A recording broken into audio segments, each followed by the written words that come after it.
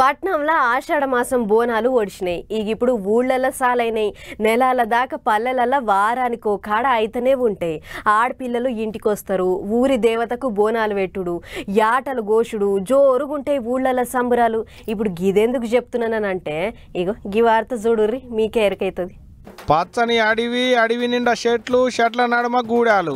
ఈ గూడాల నుండేటి పోరల సంబురాలు చూడు ఎట్టున్నాయో. కాళ్ళు కింద పెట్టేదే లేదు, కట్టెలే కాళ్ళైనాయి. ఎడుపోయినాక కట్టెల మీదంగా నడుచుకుంటా పోవుడే. ఆదిలాబాద్ జిల్లాలున్న అడవి బిడ్డల ఆషాఢం ఇది. ఇదాళ్లకు కొత్త ఏం కాదు, ఏండ్ల కామానం కాంచి వస్తున్నదేనట. ఆషాఢ మాసం ఒడిసిపోయినాక శ్రావణం మొత్తం గిట్ట నడుస్తారట గూడాల నుండేటి పొల్లగాళ్ళు. గీ ఆషాఢాన్ని కొడంగు పండగ అంటారట అక్కడోళ్ళు. కొడంగు అంటే గోండు భాషలో గుర్రం అని అర్థం. 17 శ్రావణ మాసంలో వచ్చేటి తొలి అమాసకించి సురువు చేసి ఆ మాసం అంతా ఇచ్చనే కట్టెల మీద నడుస్తారట.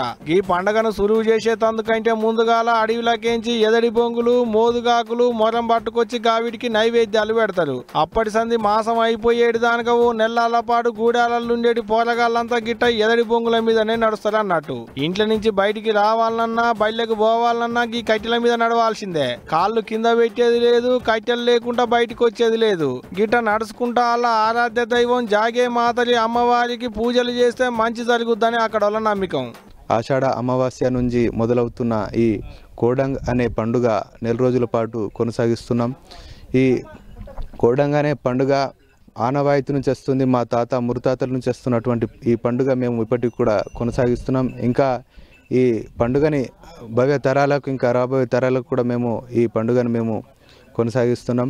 ఇన్నరా ఏమంటుండో, ఇట నెలల పాటు పూజలు చేసి పొలాల అమావాస్య నాడు ఇన్నొద్దులు నడిచిన ఎదడి బొంగులకు, మోదుగు పూలకు అడవిలో పూజలు చేసి వీటిని అక్కడనే అడవిలో ఇడిచిపెట్టి వస్తాడట.